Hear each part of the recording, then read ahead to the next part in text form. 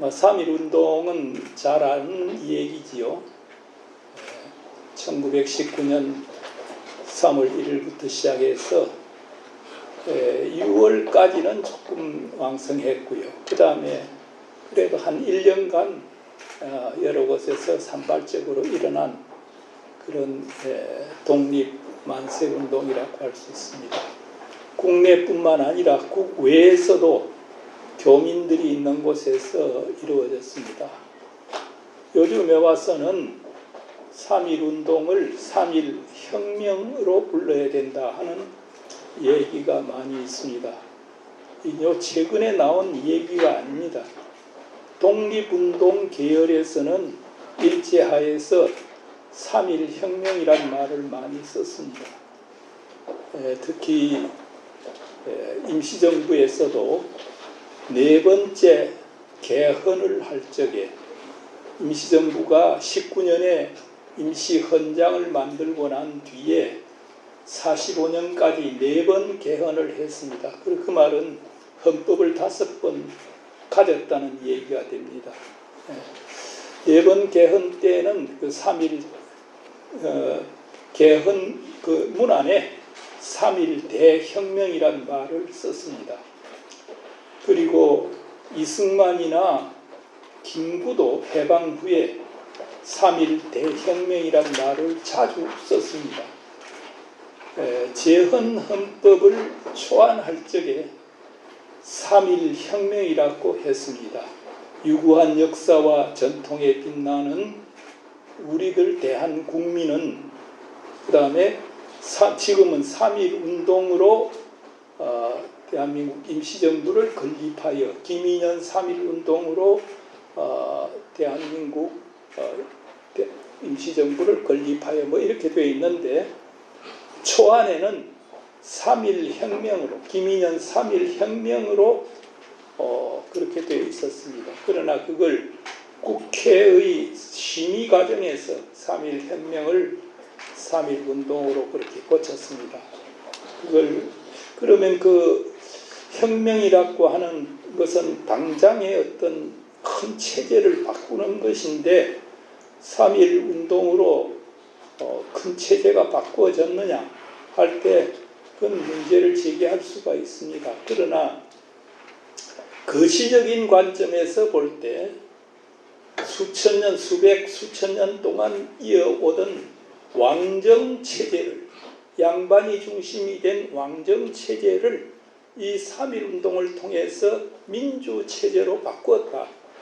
그 계기가 되는 것이 3.1 운동입니다.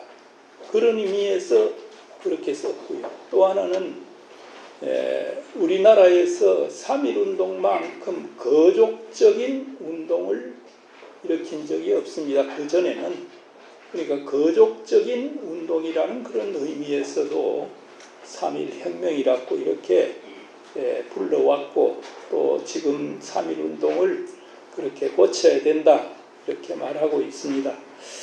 앞으로 논의 과정을 통해서 얘기가 되어야 되지 않을까 싶습니다. 3월 1일에 만세운동을 시작한 것은 그해 1월 22일에 돌아간 고종이 장례일이 3월 3일로 정해졌습니다. 3월 3일로 정해지니까 이 장례에 참석하기 위해서 전국적으로 사람들이 많이 서울에 모이기 시작했습니다.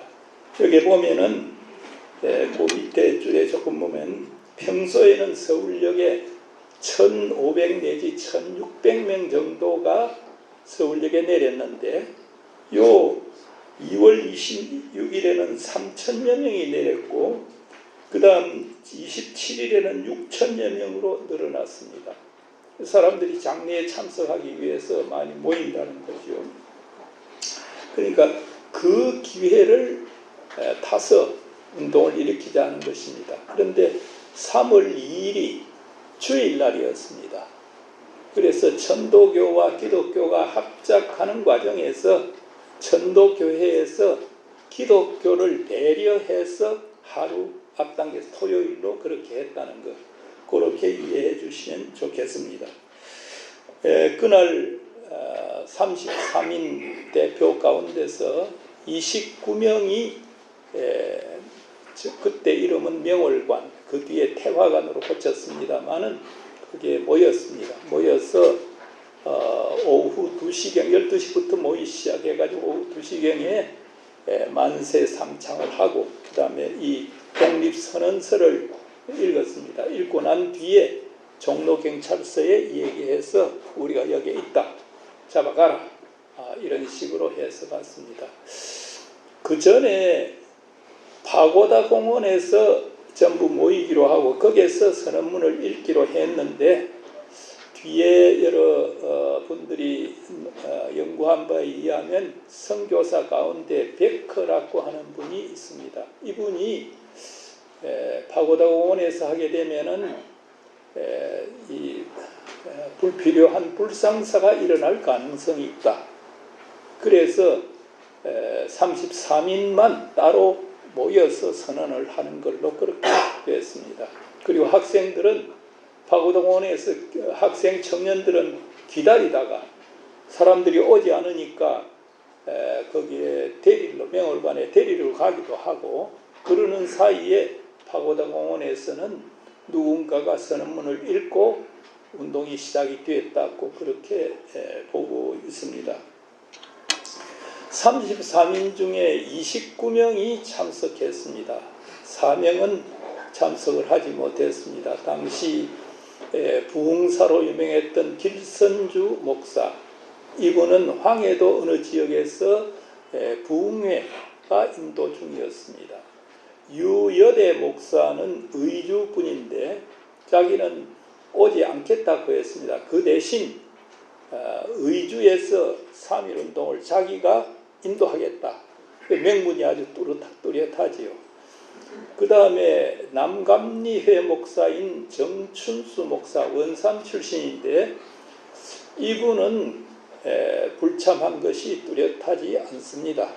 그 뒤에 이분은 38년경에 완전히 변절해가지고 일제 협력하는, 그러니까 감리교회의 최고 책임자가 38년에 되었는데 그때부터 완전히 변절하게 된 분입니다. 그러니까 유추를 하자면 이때부터 조금 이상했다 이렇게도 말할 수 있죠. 또 한 분이 김병조 목사인데 장로교 목사입니다.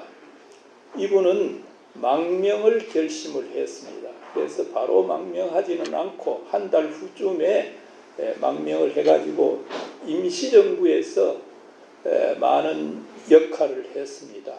임시정부를 위해서 임시정부에서 활동하기도 하고 상해 교민사회를 위해서 교회와 그리고 학교 일도 그렇게 보았던 김병조 목사 4분이 참석을 하지 않았습니다.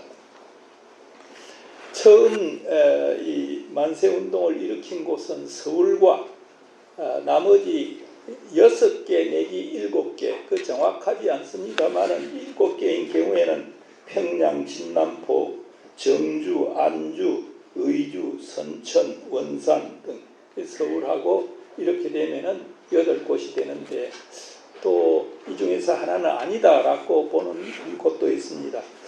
서울 외에 나머지 6 내지 7곳은 다 교회가 중심이 돼서 만세운동을 일으켰습니다. 그 경과를 보면은 4월 말까지 집중적으로 많이 일어났습니다. 그건 파리 강화회의에서 한국 문제, 조선 문제를 다룰 것이다. 그 다루는데 이 만세운동으로 뒷받침해줘야 된다 하는 그런 여론이 있었기 때문에 그렇습니다. 실제로 만세운동 자체도 뒤에서 다시 설명하겠습니다만은 왜 일어났느냐. 19년 2월경에 그 전부터 계획했다가 2월경에 상해에 있던 신한청년당에서 대표를 파리 강화회의에 파송하기로 했습니다. 김규식 박사, 세문안교회 장로이기도 하고 버지니아주의 로노크라고 하는 곳에서 영문학을 공부한 아주 당시로서도 섹스피어에서는 세계적으로 이 대가라고 그렇게까지 알려진 그런 분입니다. 이분이 영어를 잘하고 하니까 몇몇 수행원을 거느리고 파리로 가게 되어 있었는데 이걸 뒷받침하는 의미에서 각처에서 선언서도 내고 독립운동도 그렇게 했던, 나중에 조금 설명을 더 하겠습니다. 이런 것이 있습니다. 그런데 4월 11일까지는 그 4월 10 이때 와서 4월 달에 와서 어떤 문제가 있는 파리 강화회에서 조선 독립 문제를 논의하지 않기로 했다는 뉴스가 조선에까지. 그러니까 이제는 그때 파리 강화회에 의해서 전부 다 논제를 한 게 440개 그 논제가 있습니다. 그 중에 조선 문제가 빠져버렸대. 그러니까 만세운동을 하는 사람들도 맥이 좀 풀렸습니다. 풀려가지고 그때부터 조금 사그라들게 되었다는 겁니다. 그럼 여기 보면은 50회 이상, 하루에 50회 이상 일어난 날, 하루에 67회 일어난 곳이 있습니다. 전국적으로 뭐 서울, 부산 하면서 이렇게. 그리고 50회 이상 일어난 날도 3일이 있습니다. 그리고 30회 이상 일어난 날은 15일이나 됩니다. 이때 그러면 시위 참가한 사람들은 얼마가 되느냐? 일제가 아주 자세하게 카운트를 해놓은 게 있습니다. 김인현 소요와 관계해가지고 각 경찰서 헌병대에서 조사해놓은 게 있습니다. 그런데 거기에 단서가 50명 이상 모인 곳을 체크한다, 이렇게 되어 있었습니다. 50명 이상 모인 것을 이렇게 해보면은 3월과 4월에는 1214회, 시위에 110만 명, 그리고 3월에서 5월까지는 1542회에 202만 명이 참가했고, 전국 216개 군 중에서 212개 군이 참가했다, 이렇게 되어 있습니다. 일제의 이런 통계, 50명 이상만 카운트했다 이러니까 이런 통계와는 달리 공식적 통계는 아닙니다만은 2000여 회가 넘었다는 그런 기록, 그리고 1년 후에 나온 박은식이 쓴 2년 후에 21년에 나왔으니까 박은식이 쓴 한국 독립운동지 혈사라고 하는 책이 있습니다. 거기에는 약 1년 동안 1000만 명이 모여서 했다. 제가 보기도 그건 좀 과장된 것이 아닌가 생각합니다. 만세운동 방법은 공약 3장에도 비폭력 평화적 방법으로 한다. 그래서 그대로 했습니다. 그러나 일제는 살육, 무차별 살육으로 살육 방화 이런 걸로 대응을 했습니다. 그래서 3월에서 5월까지 46,948명이 체포 투옥이 되었고 2만 명에 가까운 이들이 미결수, 원기결수로 수감이 되었고 15,900여 명이 부상당했고 7,500여 명이 살해당했습니다. 데모를 했는데 7,500명이 살해당했다. 지금 생각하면 아주 끔찍한 숫자가 아닐 수가 없습니다. 47개의 교회당과 2개의 학교, 다 2개의 학교도 미션계 학교입니다. 그리고 715채의 한국인 민가가 소각이 되었습니다. 물론 715채의 한국인 민가는 다 기독교인 민가는 아닌데 기독교 마을 같은 데서 많이, 예를 들면 지암리 같은 데라든지 또 기독교 교회를 불사르고 하는 그 옆에 동네 같은 데서도 그냥 동네 채 그냥 불태워버리는 그런 것도 있었습니다. 원인과 배경이라고 하는 곳으로 넘어가겠습니다. 원인은 아무래도 그 그 정치에 대한 불만 때문이 아니겠는가. 우선 그게 제일 쉽게 생각할 수 있는 것입니다. 거기에 보면은 1911년에 1만 8천여 명에 달하던 즉결 처분이 1918년에는 8만 2천 명으로 늘어났습니다. 그러니까 몇 년 사이에, 한 7년 사이에 거의 4배 정도가 늘어났다고 할 수가 있죠. 그리고 동맹파업도, 조선인 동맹파업도 16년에 6건에 362명이던 것이 18년에는 50건에 4,500명으로 늘어났습니다. 그러니까 노동자들의 불만이 이렇게 쌓였다는 얘기예요. 쌀값을 보면은 1914년에 평균 1석당 15원선이던 것이 17년 말에는 20원선이 넘었고 19년 3월에는 40원을 상회하게 되었다. 이만큼 비싸게 물가도 올랐다는 얘기가 되겠습니다. 이게 사회경제적인 상황을 단적으로 보여줍니다. 이런 상황에서 3.1운동을 일으키게 된 가장 큰 이유 가운데 하나가, 제가 여기에서는 하나만 지적을 했습니다마는 1차 대전이 끝났다는 하나만 했습니다마는 한두 개 더 지적한다면은 1911년에 거대한 청나라 제국이 망해버리고 손문에 의해서 중화민국이 있었습니다. 황제가 다스리던 나라가 망하고 민국, 백성의 나라가 섰다는 것, 이게 큰 충격을 주었습니다. 당시에 이태준이라고 하는 저희 집안 할아버지 뻘 어른이기도 한 분인데, 이분이 세브란스 2회 출신입니다. 출신으로서 남경을 거쳐서 몽골에 가서 아주 참 의료로서 그리고 독립운동에 크게 기여한 분인데, 이분이 망명하기 전후에 11년에 망명을 합니다. 그때 중화민국이 섰다 하는 소리를 듣고 그 젊은 나이죠, 아주 가슴이 뛰고 이런 표현을 한 적이 있어요. 도산 안창호 선생에게 편지한 것을 보면, 편지 내용을 보면은 하여튼 민국이 섰다는 그 말에 대해서 아주 가슴이 벅차고 뛰어올랐다. 이게 그 지식인에게만 주었던 것이 아니죠. 제국이 망하고 민국이 섰다 하는 것.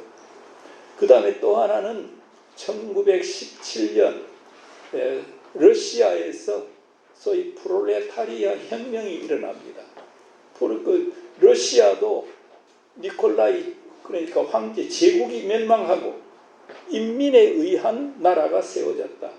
우리가 무조건 소련 혁명하면 반대부터 먼저 하고 그러는데, 그걸 좀 단순하게 생각해서 제국이 망하고 민국이 섰다 하는 관점에 선다면 역사 발전에 굉장한 임팩트를 주었다, 이렇게 말할 수 있습니다. 자, 거기에다가 18년에 1차 세계대전이 끝나고, 그다음 루즈벨트가 평화조약을 위한 14개 조항, 그 가운데서 민족 자결주의 얘기를 합니다. 그때 저희들한테 이 한국에 들린 것으로서는 피압방 민족이 자기들의 문제를 스스로 결정할 수 있다는 것으로 들려왔습니다. 이것도 굉장한 소식이 되겠지요. 실제로는 그렇지 않았습니다만은 많이 들렸죠. 이게 한국을 비롯한 피압방 민족에 대해서 큰 자극을 주었다고 할 수 있습니다. 그건 조금 제가 읽겠습니다. 미국 대통령 윌슨이 주장한 민족 자결 원칙은 당시에 오스트리아 제국과 러시아 제국 및 터키 제국의 지배하에 있던 유럽의 백인 기독 교도들에게 적용하려 한 것으로서 아시아 아프리카의 비백인 비기독 교도 식민지 민족에게 적용하려는 것은 아니었습니다. 때문에 유고슬라비아, 체코슬로바키아, 폴란드, 그리고 라트비아라든지 발트 3국, 그렇게 해서 전체적으로 유럽에서 백인 기독교도 국가 8개가 그때 독립이 되었습니다. 그러니까 8개국 유럽 나라들이 민족 자결 원칙에 따라 해방과 독립을 맞게 되었습니다. 그러나 아시아, 아프리카 피지배 민족에게는 이 민족 자결 원칙이 적용되지 않았습니다. 심지어 베르사유 조약 440개 조항 가운데 조선 문제는 아예 포함되지도 않았습니다. 아까 조금 말씀을 드렸죠. 민족 자결 원칙이 현실적으로 전승국 식민지에 적용되지 않았음에도 불구하고 3.1운동은 전승국 제국주의자들의 의도에 개의치 않고 세계사적인 반전을 기하였고 기선을 제압한 것입니다. 말하자면 민족 자결이라는 복음을, 이게 우리에게는 해당되지 않는 복음을 제 것으로 만들렸고 용감히 일어선 최초의 민족이 우리 민족이요, 이 원칙을 자기의 운명에 적용시켜 권리한 최초의 봉화가 3.1운동이었습니다. 이건 서양사를 연구하시는 노명식 교수가 3.1운동에 관해서 써놓은 글에 이렇게 되어 있습니다. 복음이란 말이라든지 이걸 이렇게 되어 있습니다.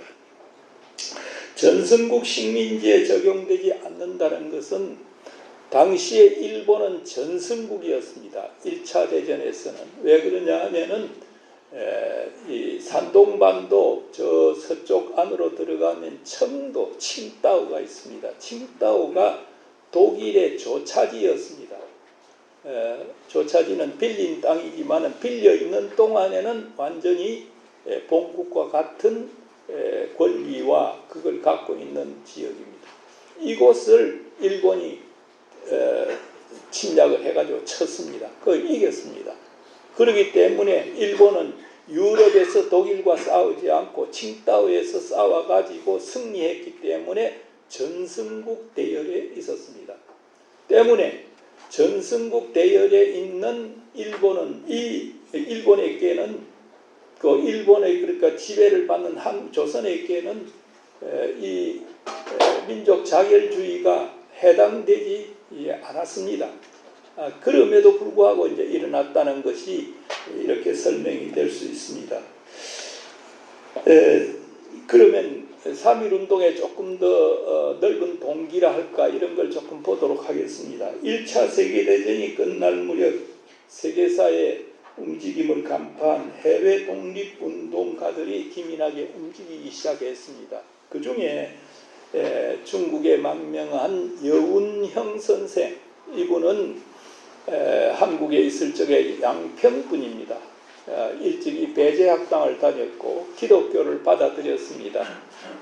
그리고 승동교회에서 조사도 했습니다. 그리고 승동교회 그 목사님, 선교사인데 그분의 추천을 받아서 평양 신학교에도 가서 공부를 좀 한 그런 분입니다. 이분이 독립운동하기 위해서 이제 상해로 망명을 했는데 세계가 움직이는 걸 보면서 파리 강화회의에 조선 대표를 파견해야 되겠다 생각을 하고 파견하자니까 무슨 명분으로 파견하느냐. 그래서 급조를 합니다. 여기에 18년 8월 20일에 프랑스 조계지에서 신한청년당이라고 하는 것을 조직합니다. 그러니까 이 당의 대표로서 이제 김규식을 파견하게 된다. 이런 얘기가 되겠습니다. 아까도 말씀드렸습니다만은 파견하고 난 뒤에 파견을 이제 하자니까 국내외에서 조선 민족이 독립을 원한다는 것을 이렇게 청보가 일어나야만 그 파견되어 있는 사람에게도 큰 뒷받침이 될 수가 있거든요. 그래서 신한청년당에서는 사람들을 우선 일본 동경으로 이광수와 장덕수를 일본 동경으로 보냅니다. 그리고 김순애는 그의 부인입니다. 김규식의 부인 김순애는 경남 지역으로 보냅니다. 선우혁이라는 사람은 평안도로 보냅니다. 평안도 보내가지고 길선주 목사라든지 교계 지도자들을 만납니다. 여운형 자신은 간도와 그 다음에 연해주 지역으로 가서 이때 우리가 일어나야 된다 하는 걸 많이 그래요. 그래서 1918년 2월 1일 경우에는 간도 연해주 지역에서 무오독립선언이라고 하는 것이 나옵니다. 그리고 2월 8일 엊그저께지요. 일본 동경에서는 동경 유학생들을 중심으로 해서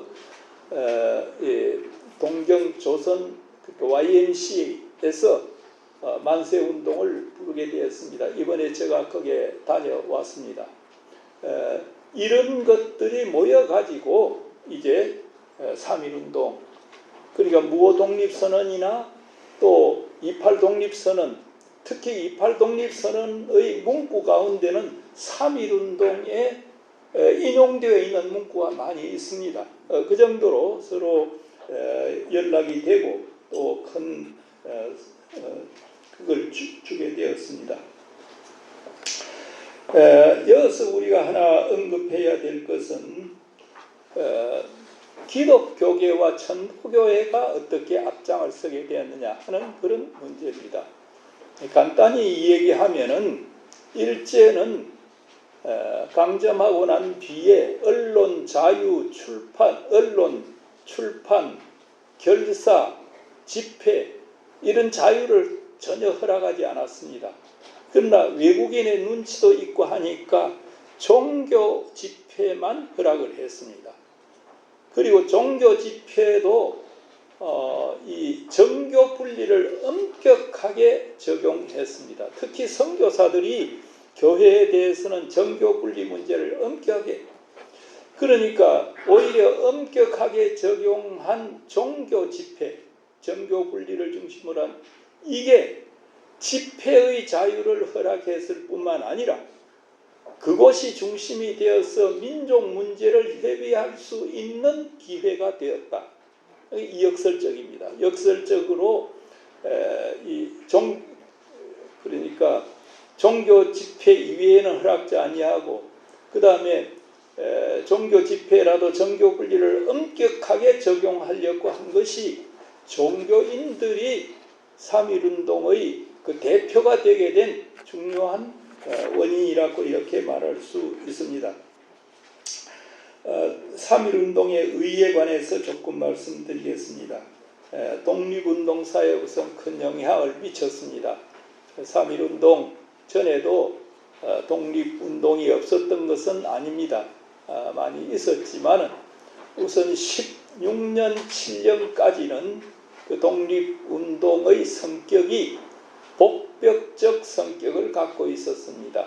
복은 회복한다는 거고 벽은 임금벽, 그러니까 왕조를 회복한다는 의미의 독립운동을 했습니다. 그러다가 1917년에 역시 상해를 중심으로 한 독립운동가들이 대동단결선언이라고 하는 선언을 발표합니다. 그 내용이 중요한데 이 주권이라고 하는 것은 외국에 또 외민족에게 양해할 수 있는 것이 아니다라는 전제 위에서 1910년 8월 29일 순종이 일본 사람에게 주권을 양요한 것처럼 그렇게 되는데 외민족 외국에게는 주권을 양요할 수 없는 것이기 때문에 그 주권은 순종이 포기하고 그걸 바로 국민에게 민중에게 돌려준 것이나 마찬가지다 하는 논리를 얘기해요.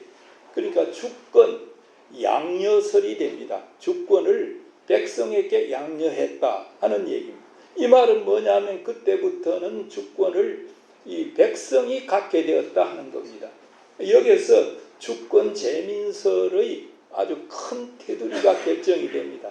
이 바탕 위에서 앞서 얘기한 무오독립선언 그리고 28독립선언 더 나아가서는 3.1운동에 거기에서도 이제는 주권은 우리 국민 이 백성에게 있다 하는 이것이 되어 갔습니다.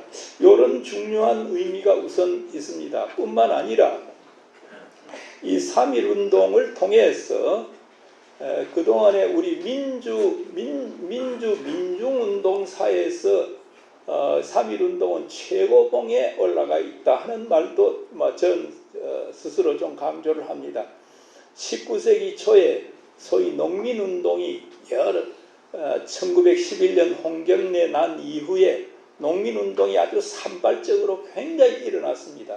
이게 한 6, 70년간 계속되고 난 뒤에 나타난 것이 1894년 동학농민혁명입니다. 동학농민혁명의 역사적 의미를 우리는 굉장히 높이 평가하지 않을 수가 없습니다. 그리고 그 다음에 일제치하에 가서 일어난 것이 3.1운동, 그리고 이것은 해방 이후에 4.19 혁명, 그 다음에 5.18 민주화혁명, 1987년에 6월 혁명, 그리고 몇 년 전에 소위 촛불혁명으로 이렇게 한국의 민중민주화 운동이 이렇게 발전해 왔다. 거기에서 제일 최고봉에 있는 것이 역시 3.1운동이다. 이렇게 한국의 민중민주화 운동에서 본다면 이런 얘기를 할 수 있습니다.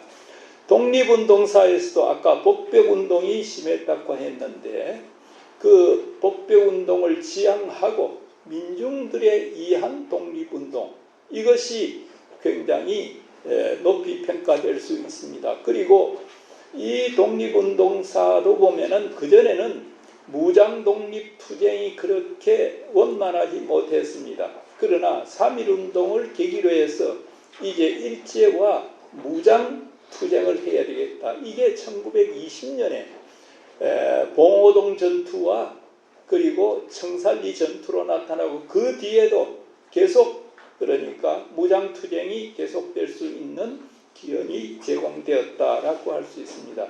그 밖에도 국내에서는 무실력형 운동을 비롯해서 많은 독립운동이 조직화됐다 하는 것도 말씀드릴 수 있습니다. 그 다음에 이 세계사적인 의미로 본다면 아까 제가 조금 얘기를 했습니다마는 3.1운동은 1차 대전 후 강대국 중심으로 재편된 새로운 세계 질서라 할 베르사유 체제에 저항한 약소민족 최초의 운동이었다. 그러니까 전승국 중심으로 1차 대전에서 전승국 중심으로 새로운 세계 질서가 재편이 되었습니다. 그걸 우리는 베르사유 체제라는 말을 쓰고 있습니다. 베르사유 체제는 그 전과 후가 그 세계를 이끌어가는 그 주인공이 바꾸어졌다는 그 외에 어떤 제국주의적인 성격은 전혀 변함이 없습니다. 이 어떤 베르사유 체제에 대해서 처음으로 저항한 그러니까 것이다. 왜 그러냐? 베르사유 체제의 중심국의 하나인 일본에 저항함으로써 그 다음 세계 전체의 질서에 대해서도 저항한 것이다. 이런 것이 있기 때문에 그 뒤에 3.1운동을 본받아야 된다. 3.1운동을 본받아서 다른 약소국가에서도 독립운동이 일어나게 되었습니다. 그 대표적인 것이 1919년 베이징 대학 학생들을 중심으로 해서 일어난 소위 오사운동이라고 하는 것이 있습니다. 오사운동이 중국 근대화에 굉장한 영향을 미쳤습니다. 필리핀, 베트남, 그리고 인도, 이집트 등지에서도 일정하게 영향을 미쳤습니다. 자, 그런 정도로 하고 3.1운동과 기독교 부분을 조금 얘기를 좀 하겠습니다. 3.1운동에서 기독교는 큰 역할을 했습니다. 그것이 우선 그 점화, 불을 붙이는 단계와 전국적으로 발전해 가는 단계에서 기독교의 역할이 대단히 컸습니다. 우선 이 점화 단계에서 본다면은 민족 대표 33인 가운데서 16명이 기독교 대표고 5명이 천도교 대표, 2명이 불교 대표로 되어 있습니다. 기독교 대표들도 이 서명을 받아오는데 5명이 더 있었는데 나중에 좀 늦어가지고 이 사람들은 더 들어가지 않았습니다. 또 어떤 데서는 15명씩 하기로 했는데 기독교가 하나 더 넣었다 하는 얘기도 있습니다만 여하튼 이렇게 33인 가운데 16명이 기독교 대표다. 그리고 당시 독립 이 3.1운동과 관련해서 이 46명이 48명이 기소가 되고 처벌을 받았습니다. 그 중에 24사람이 기독교인입니다. 이런 정도로 해도 그 다음에 서울은 아닙니다만은 첫날 일어난 곳을 보면은 첫날 불을 붙이는 곳에 6, 7개 곳이 다 교회를 중심으로 해서 일어났다. 주로 북한입니다만은 이런 것도 지적할 수가 있습니다. 그 다음에 둘째 단계인 지방으로 또는 전국적으로 되는 단계가 있습니다. 3월 1일 이제 이유가 되겠습니다만은 그걸 보면은 어느 학자가 연구한 것을 제가 그 연구를 보니까 이런 것이 있습니다. 전국적으로 주동 세력이 뚜렷한 곳을 그 학자 나름으로 정리를 했겠죠. 해보니까 340회가 있다는 겁니다. 340회 중에서 지역이 중복되는 것을 빼면은 그것이 311지역이 된다는 것입니다. 311지역. 311지역 가운데서 기독교가 중심이 된 곳이 78개 지역, 그리고 천도교는 66개 지역으로 그렇게 되어 있습니다. 그러면 기독교가 여기서 25%가 되고, 그 다음에 천도교와 기독교가 합작해서 했던 곳이 42개 지역입니다. 그러면 그까지 합치면은 약 한 38% 정도가 된다. 이렇게 말할 수 있습니다. 이게 주동 세력이 뚜렷한 곳을 중심으로 해서 봤을 적에 그렇다는 거죠. 그리고 잡혀 들어간 숫자 아까 나왔습니다만은 6월 30일까지 투옥자 9,458명 가운데 기독교인이 2,087명, 22%라고 되어 있습니다. 이건 어떻게 된 통계냐 하면은 이 만세운동을 많이 하면은 저건 뭐 기독교도다 아니다 누가 알 수가 없잖아요. 지금 그 해도 알 수가 없죠. 그러니까 아주 격렬하게 하는 사람들 주로 이제 앞에서 하겠죠. 그런 사람들 잡아 주재소에 파출소에 집어넣는 거예요. 일단 파출소나 헌병대에 가게 되면은 아주 자세하게 조사를 합니다. 조사를 해가지고 어떤 곳에서는 그게 안 돼 있습니다만은 대부분은 그 종교적 성분까지 다 써놨습니다. 주소, 그 다음에 직업이 뭐고 이거 다 적어놨습니다. 그걸 조사를 한 겁니다. 가끔 교회사 하는 분들이 지방의 교회사를 하면서 사람이 나오면은 교회사 이름은 나오는데 교회 장로다, 영수다, 뭐 집사다 해가 나오는데 그 사람들이 독립운동에서 잡혀 들어갔는데 같은 사람인데 거기에는 기독교도란 말이 없어요. 그러니까 입을 다물었거나 안 그러면 조사관이 묻지도 않았기 때문에 적을 필요가 없다는 거죠. 그런 게 가끔 보입니다. 지방사회에서. 그러면은 숫자가 이보다는 좀 많을 것이다 라고 말할 수 있습니다. 22%고 12월 말까지 복역자 19,525명 가운데서는 3,373명으로 17%로 보입니다. 천도교인은 2,297명 11%였습니다. 그러니까 기독교가 전국화 단계에서 내지는 22%, 좀 더 아까 주동 세력이 뚜렷한 걸 한다면 38%까지 올라갈 수 있는데, 일단 17%에서 22%까지 간다 하는 걸 얘기할 필요가 있습니다. 이때 인구가, 기독교 인구가 이때 그 나라 인구가 얼마냐? 선언서에는 2천만 동포가 이런 말이 나오지만 한 1600만 정도 되었습니다. 그 중에서 기독교인, 특히 장로교와 그 다음에 감리교 두 개파, 감리회 두 개파, 북감리회, 남감리회파, 그 합치면 통계가 한 21만 명 됩니다. 그러면 1600만 가운데서 21만 명 내외라 한다면은 약 1.5%에 해당합니다. 그 1.5%에 해당하는 기독교인들이 운동량에 있어서는, 그것도 적극적인 운동량이죠.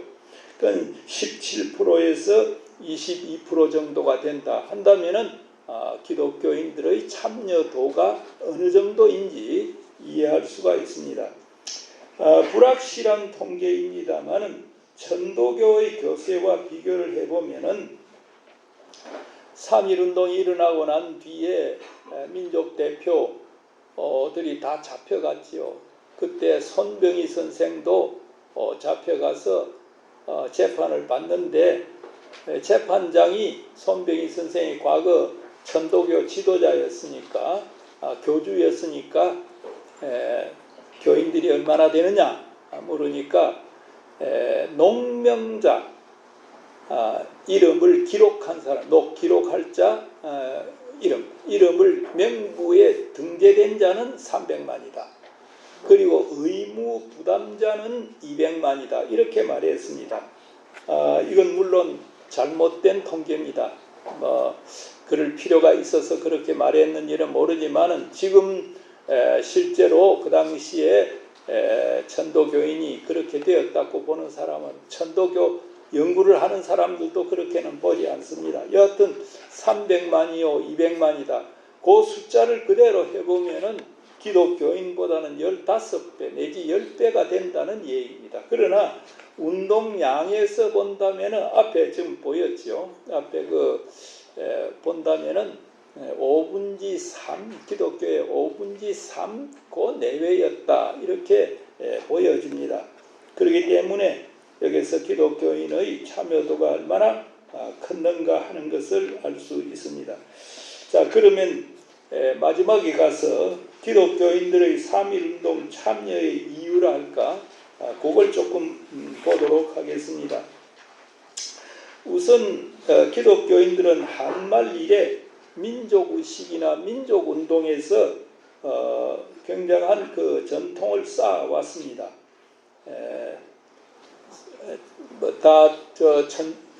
선교사들이 정교분리 문제라든지 있는데 굉장히 했지만은, 그러나 성경이 번역되고 난 뒤에 모세의 이야기, 다윗의 이야기, 다니엘의 이야기, 삼손의 이야기, 이건 그때 많이 읽혀졌습니다.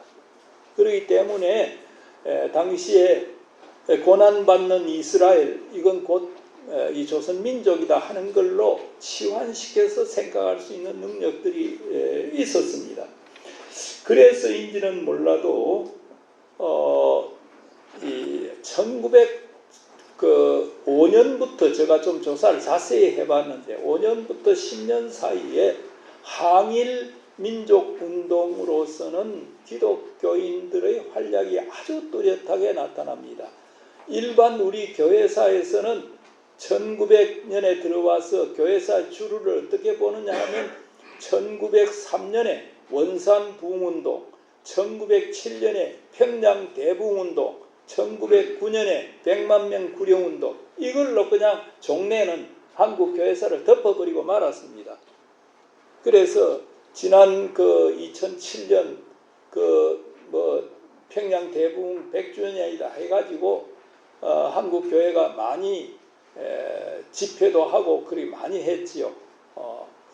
하여튼 2000년에 들어와서 1900년에 들어와서 한국교회에서는 1903년에 원산 대붕운동, 1907년에 평양 대붕운동, 1909년에 100만 명 구령운동, 이걸로 그냥 대충 정리하고 그냥 넘어갑니다. 그러나 1905년 이후에 10년까지 교회사에서는 잘 밝히지 않는 항일 민족 운동의 중요한 부분에 기독교인들이 다 들어가 있습니다. 우리가 가장 유명하다고 생각되는 안중근 의사의 이토 히로부미 포살, 거기에도 보면은 안중근이 앞장서 있습니다. 천주교인이죠. 그 뒤에는 생각이 여기 나오죠. 예, 우덕순이라는 사람이 같이 일을 했습니다. 그 밖에도 1905년 을사의학이 맺어졌을 적에 지금 상동교회, 남대문 옆에 감리교회가 있습니다. 상동교회를 중심으로 해서 이 을사의학 파기운동을 많이 합니다. 전국적으로 이 감리교 청년회를 모읍니다. 대표들이 모아가지고 대한문 앞에서 이 상소운동을 합니다. 폐기상소운동. 그럴 적에 그 상소문을 지은 사람이 이준 열사입니다. 이준 열사는 당시에 연동교회에 출석하고 있었습니다. 상동교회하고도 통하지만은 연동교회. 그리고 2년 후에 그는 이 해외 특사로 파견이 되게 되었습니다. 그 밖에도 보면은 제가 여기 일일이 다 쓰지는 않았습니다만은 장인환이라고 하는 분이 스티븐스라는 미국 사람을 외교관입니다. 이 사람을 샌프란시스코에서 권총으로 쏴 죽였습니다. 우리는 그 국사책에도 조금씩 나옵니다만은 스티븐스는 우리 말로는 수지분이라고 이렇게 나오는데 원래 일본 외무성 촉탁으로 와 있다가 일본에서 우리나라에 고문관 세 사람을 추천했습니다. 재정고문, 학부고문, 그 다음에 외교고문.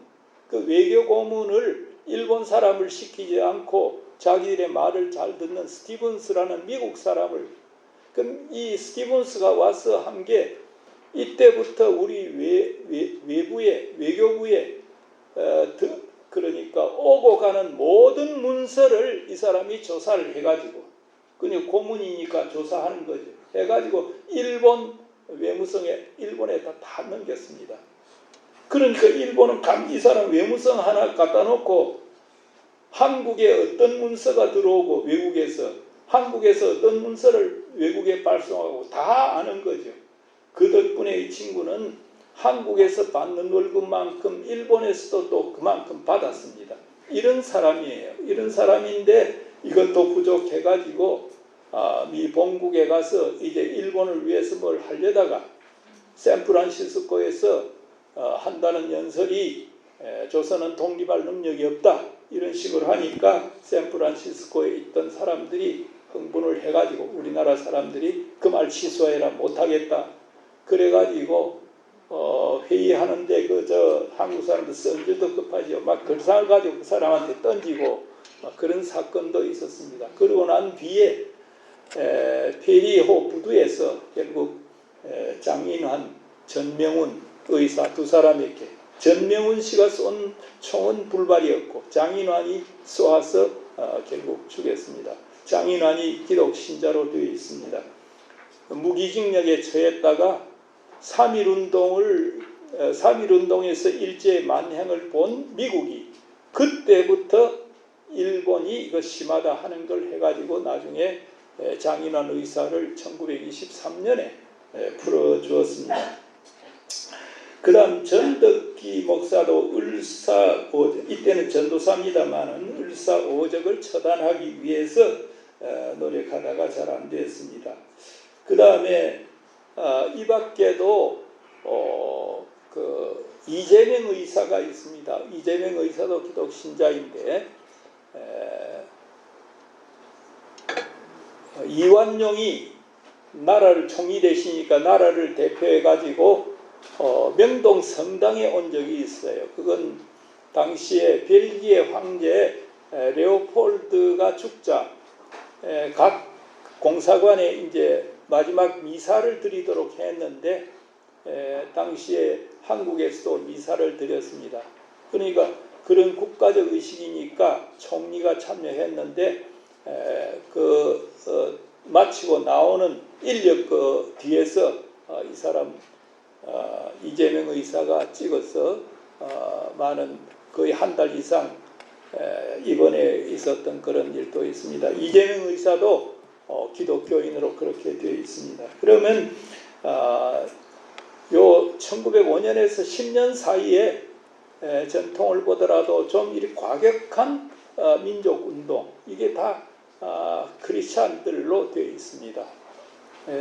우리가 일반적으로 보는 아까 부운동 뭐 하는 그 역사하고 내면에 흐르는 이런 역사하고는 상당히 다르다 하는 것을 알 수 있습니다.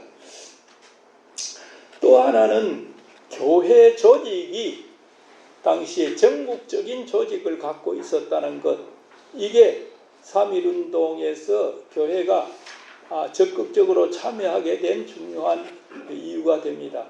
장로교만 하더라도 1907년에 동로회가 조직이 되고 1912년에 총회가 조직이 돼서 그 다음 7개 노회가 있습니다. 노회가 있고 노회 밑에는 시찰회가 있고 시찰회 밑에 당회가 있습니다. 이런 조직이 되어 있었습니다. 그리고 북감리회와 남감리회가 이때는 합쳐지지 않았습니다. 1930년에 합쳐져 가지고 기독교 조선감리회를 만드는데 남감리회든 북감리회든 이때 연회를 갖고 있었습니다. 장로교 총회와 같은 조직입니다. 각각 연회를 갖고 있었고 연회 밑에는 지방회가 있습니다. 지방회 밑에는 개교회가 있습니다.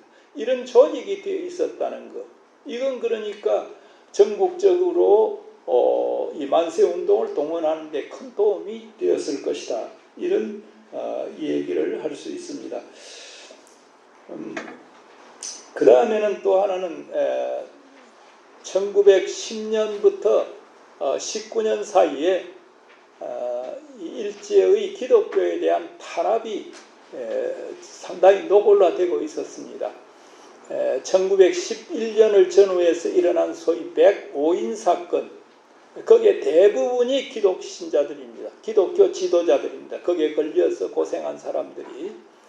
그리고 15년에 가면은 일제가 포교규칙이라고 하는 걸 만듭니다. 만들어 가지고 교회를 세운다든지 목회자를 데려온다든지 할 적에는 관에서 반드시 허가를 받아라 이렇게 되어 있습니다. 아까 말씀드린 박은식이라고 하는 분은 이 대목을 두고 이건 기독교를 예수교를 탄압하기 위해서 만든 법이다 하고 아예 노골적으로 일을 해놨습니다. 거기에다가 각급 이 기독교 미션계 학교에 대해서는 이 성경 공부하는 것을 폐지하도록 하고 그 다음에 채플 하는 것을 못하도록 했습니다. 일정한 기간 후에는 그렇게 만들었습니다. 그러니까 이제 한 조선 사람은 아까 식량사정 같은 거 이런 걸 좀 봐서 경제적으로 핍절해진다는 그 생활의 어려움, 생활 기반이 허물어지는 데다가 또 이런 종교적 신앙의 자유마저 빼앗기는 이런 행편이다. 그러니까 기독교가 3.1운동에 앞장서게 된 중요한 원인이 아닌가. 이런 건 역사 공부를 하는 사람들이 이 무슨 원인 분석을 하다니까 하는 얘기지 뭐 다른 이유도 많이 안 있겠습니까? 신앙적 이유가 많이 있을 거예요. 네. 자, 이런 것에 의해서 기독교인들이 3.1운동에 크게 움직이게 됐다. 마지막으로 끝으로 해가지고 되어 있는 부분 조금 제가 읽겠습니다. 우리는 당시 3.1운동에 참여한 기독교인들의 신앙적인 행동에서 그들의 신앙과 민족사랑을 일치시키는 노력을 기울였던 것을 간과할 수 없습니다. 이미 모세, 삼손, 다윗, 다니엘의 사적 등을 통해 이스라엘 민족의 고난의 역사를 우리 민족의 역사와 대비하고 있던 한국인들은 3.1운동의 만세 시위가 한창일 때 기독교회가 작성한 독립단 통고문을 뿌렸습니다. 그 내용은 첫째, 매일 3시에 기도하고, 둘째, 주일은 금식하고, 셋째, 매일 성경을 읽는데 월요일은 이사야 10장, 화요일은 예레미야 12장, 수요일은 신명기 28장, 목요일은 야고보서 5장, 금요일은 이사야 59장, 토요일은 로마서 8장, 이런 걸 읽도록 그때 했습니다. 여기서 민족운동을 신앙 고백 위에서 신앙운동과 함께 진행시킨 민족과 신앙을 일치시킨 것을 엿보게 되었습니다. 여기까지 하겠습니다. 100주년을 맞아서 우리의 각오가 어떻게 되는가, 이건 제가 이 얘기를 하지 않아도 여러분들께서 더 잘 아실 것으로 생각합니다. 감사합니다.